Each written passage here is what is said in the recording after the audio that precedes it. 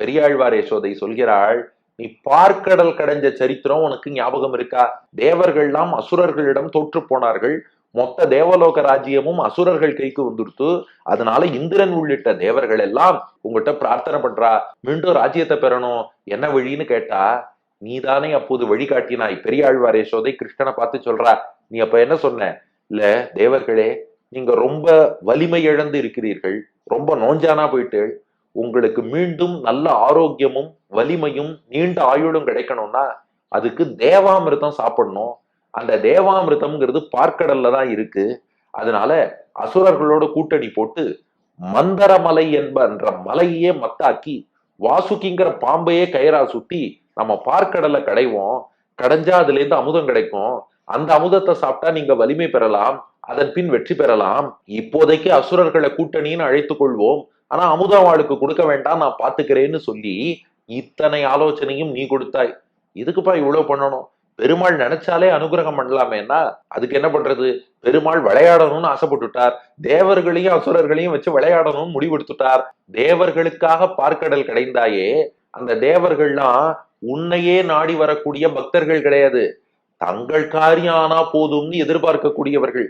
நாங்கள்லாம் எப்போதும் உன் பக்கத்திலேயே இருந்து பெருமாள் நன்னா இருக்கணும், பெருமாள் நன்னா இருக்கணும் வாழ்த்தி வாழ்த்தி பல்லாண்டு பாடுவோம். தேவர்கள் அப்படி இல்லை, தங்கள் காரியம்தான் பெருசு, தங்களுக்கு செல்வம் கிடைக்கணும், ராஜ்யம் கிடைக்கணும், அப்படி எதிர்பார்க்கக்கூடியவர்கள்.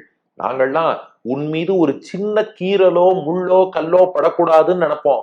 ஆனா அந்த தேவர்களோ தங்களை காத்துக் கொள்வதற்காக எதிரிகளின் ஆயுதம் முன்னாடி ஒன்ன கொண்டு வந்து நிறுத்துவா. அப்படிப்பட்ட தேவர்களுக்காக நீ என்ன வேலை பண்ணனா, உட்காந்து பார்க்கடல் கடைஞ்சிருக்க.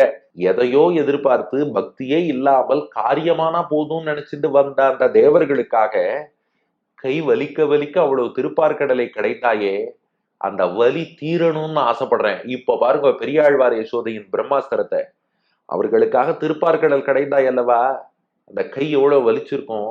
அந்த வலி ஆறணும்னா கை ரொம்ப வலிச்சா அந்த காலத்துல என்ன பண்ணுவாங்களாம், ஒரு நல்ல தலகாணி மெத்துன்னு இருந்ததுன்னா அதுல கொஞ்ச நேரம் கையை வச்சு கோம்பாலும். இப்ப கைத்தட்ட சொல்றதுக்கு என்ன காரணம்னா, கண்ணனுடைய திருக்கைகளே பஞ்சு மாதிரி இருக்கான், பிஞ்சு கை பஞ்சு கை இல்லையா? அப்ப இந்த கைக்கு ஏற்பட்ட வலி தீர இந்த கைங்கிற பஞ்சு மேல அதை வைக்கணும். இந்த கைக்கு ஏற்பட்ட வலி தீர இந்த கையாகிய பஞ்சு மேல் வைக்க வேண்டும். அன்னைக்கு நீ பார்க்கடல் கடைஞ்ச அந்த வலியெல்லாம் உனக்கு தீரும். இன்னொரு பக்கம் இதனால உனக்கு புதுசா வலி வரவே வராது. இந்த உலகத்தின் மிக மிக மிக மிக மென்மையான பொருள்தான் அது உன் திருக்கரங்கள். அந்த ரெண்டையும் சேர்த்து வச்சு இப்படி சப்பாடி கொட்டினா நாங்களும் ரசிப்போம், உன் கைக்கும் இதமா இருக்கும். அதுக்காக சப்பாணி கொட்டுன்னு சொன்னா